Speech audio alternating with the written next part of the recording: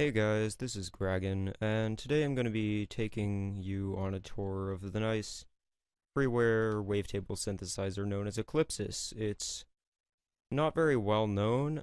It did make it onto the Bedroom Producers blog top 50 VST plugins of 2015 list, but it still is pretty unknown, so I sort of want to advertise it a bit, demonstrate what it can do, and basically show the world how great a synth it is.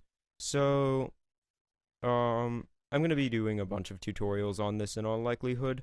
The first one I'm doing, I've just recently made a nice synth preset, so let's just play a couple notes.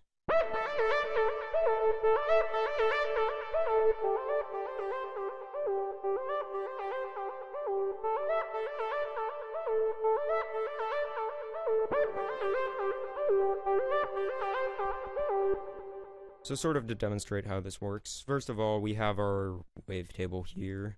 There are a total of 118 wavetables along with 4 noise tables, and you can shape those as you wish. You can bit crush them, you can bridge them, basically drawing from point to point straight lines, and you can smooth them, which is drawing curves from line to line. You also have your phase shift, you have your smoothing if you want to sort of cut out the highs. I'll demonstrate what that does.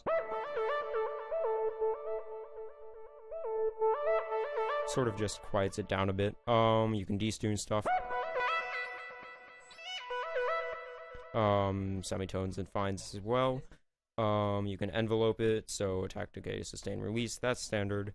FM is sort of key to making a lot of sounds in this synth, so just to demonstrate what this is doing.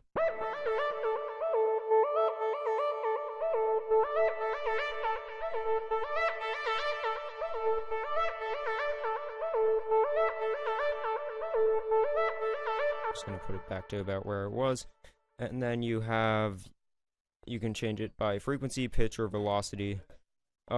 Frequency is generally the fastest. It also seems to sort of change the pitch of the note you're playing.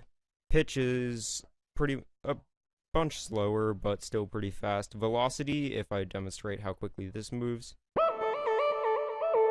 you look at that compared to pitch, which is messy, and frequency, which is quite clean. And then you have your shaper. X is the polarity, X2 sort of squashes it a bit, and X3 does different things depending on which way you turn it. It sort of seems to be making it into a bit of a triangle.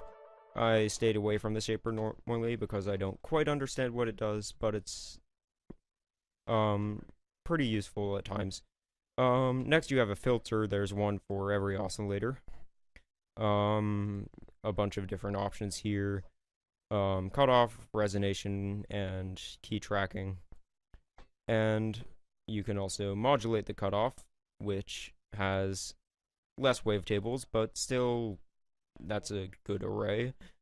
Again, amplitude, you can decide the frequency and shape it, and also envelope it, so if I wanted to keep modulating it at certain points or modulate it more or less, you can do that as well. So again, you have 3 oscillators, each of them with its own filter, its own FM. You can send it to either of the effects racks, and you can also randomize oscillators, and that gets you some pretty interesting results, but for now I'm just reverse engineering this patch for you. So there's also this huge LFO matrix, lots of capabilities here, a bunch of different things you can use in just 1, 2, and A. 1 and 2 are just the same basic things. A, you have an envelope as well. 3 and 4, you can draw your own however you want. There are a few presets as well. And these ones can actually go farther, so these ones can go up to once every 8 measures, while these ones can only go to 1 to 1 per 1 measure or into triplets.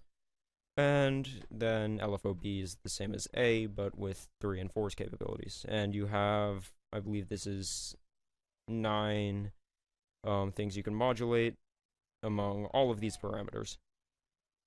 And if we go to the effects racks, we have reverb, standard reverb, chorus, which I don't like that much. It's not the best chorus ever. You can often achieve a better result, but if you turn the rate down like I have now, like dry, it adds a nice sort of like slightly detuned layer to it, and it's very nice.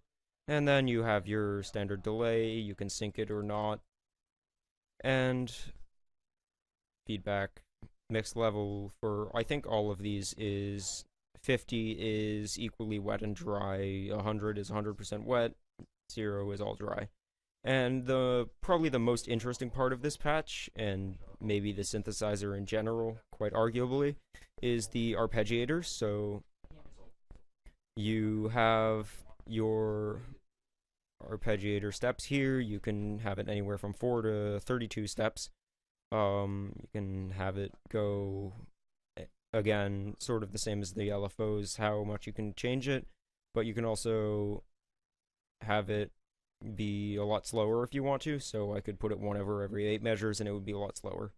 And you can send it to any of the oscillators.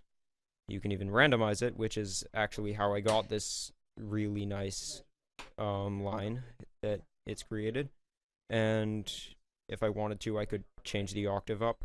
And lastly, there's the gate, which is quite nice as well, so gave it a really nice feel.